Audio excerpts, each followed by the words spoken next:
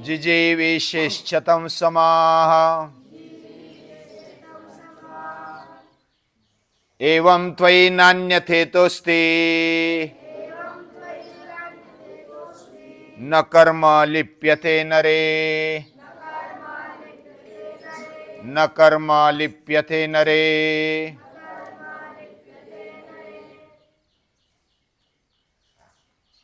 हमारे ऋषि मुनि महापुरुष वे हमारे पूर्वज हैं और उन्होंने बहुत ही तेजस्वी जीवन जिया। 100 साल तक वो जिए और कर्म करते हुए मेहनत करते हुए जिए और निरोगी रहे, आनंद से रहे। इसलिए वेदों में वेद यानी उनके द्वारा जो भी देखा गया वे उन्होंने लिख कर रखे, वे मंत्र हो गए। यानी बहुत सारे ऐसे कहते हैं कि ये जो भारतीय संस्कृति है, वैदिक संस्कृति है, ये किसने निर्माण की? तो ये अपौरुषेय है, यह देवों ने निर्माण की या तो भगवान ने निर्माण की। इसलिए किसी पुरुष ने निर्माण नहीं की और उसको अपौरुषेय बोला जाता है। और जो भी वेद है, उपनिषद है, वह अपौरुषेय है। ऋषयः मंत्र दृष्टा रहा न तो करता रहा। यानी ऋषि मुनि मंत्र के दृष्टा है, देखने वाले। उन्होंने देखा, कोई भी संशोधन होता है, शास्त्रज्ञ कोई भी संशोधन करता है तो जो सृष्टि में शक्ति पड़ी है वो मालूम नहीं थी आज तक, उस पर कवर आ गया था, वो डिस्कवर हो गया और वही शोध माना जाता है।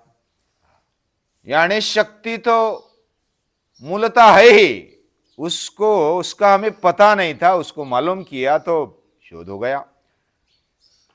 न्यूटन ने शोध लगाया ग्रेविटी का, गुरुत्वाकर्षण का।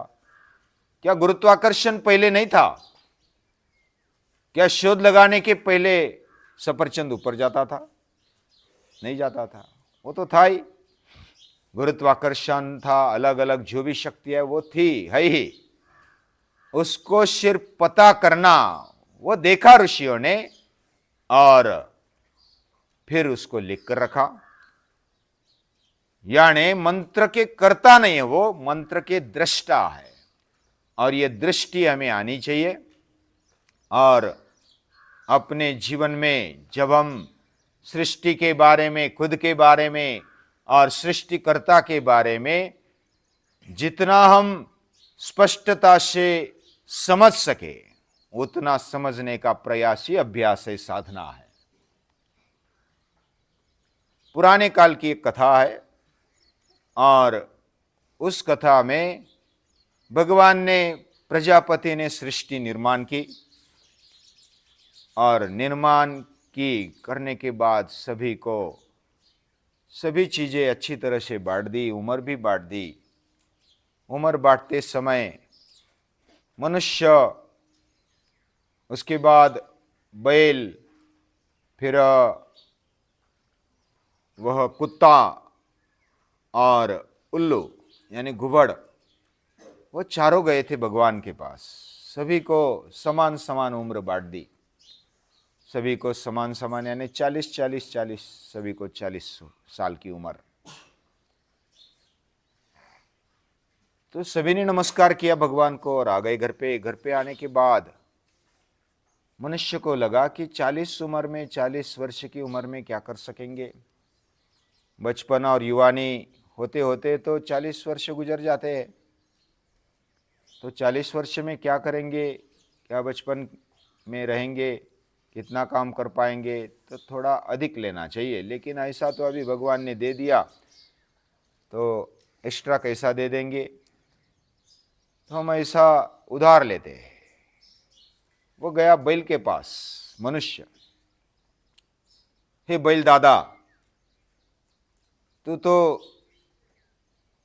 मेहनत करता है, खेती में तुझे बहुत ही भार ढोना पड़ता है, इतनी उम्र भर 40 साल क्या करेगा, भार ढोएगा, तो तेरी 20 साल आधी उम्र मुझे दे दे। तो बैल बोलता है कि ठीक है, इतनी मेहनत करना 40-40 साल तक, तो 20 साल ठीक है मेरे लिए, तो तू ले ले 20 साल। और दोनों जाते हैं भगवान के पास। भगवान बोलता है कि ओके ठीक है, 20 साल दे दिए। फिर घर आने के बाद फिर मनुष्य विचार करता है 60 साल में भी कुछ नहीं होगा, और चाहिए। हो गया कुत्ते के पास। कुत्ते के पास जाने के बाद वो बोलता है मनुष्य कुत्ते को कि 20 साल तक तू गुलामी करेगा, कोई तुझे भाकर देगा तो भाकर खाएगा, नहीं तो फिर तेरी इधर जाना उधर जाना, इसके घर जा उसके घर जा, कितना भटकेगा। उसके बजाय 20 साल यानी आधी उम्र मुझे दे दे। कुत्ता बोलता है ठीक है, ये ऐसा भटकने के बजाय तो अच्छा है, 20 साल में हमारा काम हो जाएगा, तू ले ले 20 साल, कोई बात नहीं। तो 20 साल किधर से मिले? कुत्ते से मिले। दोनों जाते भगवान के पास और भगवान बोलते ठीक है ले ले चल। फिर मनुष्य को और लगा कि और अगर मिल सकता है तो अच्छी बात है, तो वो उल्लू के पास जाता है। उल्लू देखा है? हाँ, गुबड़, मराठी में गुबड़ बोलते हैं। तो उसके पास गया। मनुष्य बोलता है उसको कि 40 साल तक तू एक कोने में बैठेगा और ऐसा ठंडी बजेगी, रात में घूमेगा, रात में खाएगा, इतना अंधेरे में क्या करेगा तू? 40-40 साल तक दिन में सोएगा और रात में जगेगा। और रात में जगने से अच्छा है कि तू कम जिए, मुझे दे दे तेरा आधा उम्र, तो तेरी आधी उम्र मुझे चाहिए। तो वो उल्लू बोलता है ठीक है बाबा, 20 साल इतना खामखा जीने के बजाय 20 साल ले ले। तो दोनों जाते भगवान के पास। फिर भगवान बोलता है कि ठीक है, वो दे सकता है तो ले लो, मैं भी देने के लिए तैयार हूं। तो ऐसा बदली बदली कर दिया। तो मनुष्य जब 40 साल तक अच्छा रहता है, मनुष्य जैसा रहने का प्रयास करता है, फिर बाकी के 20 साल है ना, 40 से लेकर के 60 साल तक वो बस मेहनत करता है कुटुंब के लिए, समाज के लिए, और वो अच्छा कैसे जिए, बस दूसरों के लिए भार ढोता है। बाद में फिर वो शक्ति कम हो जाती है, बच्चे बड़े हो जाते हैं, हाँ बहुएं आ जाती है, और उसको फिर ज़्यादा बच्चे तो कुछ दिन इसके पास, कुछ दिन उसके पास, कुछ दिन उसके पास, ऐसा दर दर भटकना पड़ता है। कुत्ते जैसा जीवन, इधर थोड़ा खाया उधर थोड़ा खाया और जीवन जीता है।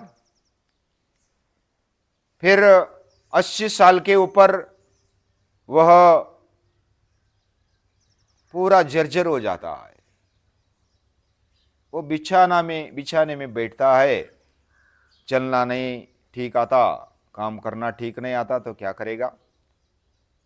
तो गोधड़ी लेकर बैठता है। तो उल्लू जैसी जिंदगी जीता है, बैठे रहता है, जा देखते रहता है, ये क्या करता है वो क्या करता है, और कुछ करता नहीं, काम नहीं करता। तो ऐसे 100 साल उसके बीत जाते हैं। यानी उसका जीवन ऐसा ही अगर चलेगा, जो भी करेगा वो तो बस जीना पड़ता है इसलिए जीता है। लेकिन हमारे ऋषि ऐसे नहीं है। उन्होंने वेदों में, उपनिषदों में, हम जिए 100 साल तक जिए, जीवेम शरदशतम, मोदाम शरदशतम, नंदाम शरदशतम, अधिनाश्याम शरदशतम, अजिताश्याम शरदशतम, रोहेम शरदशतम।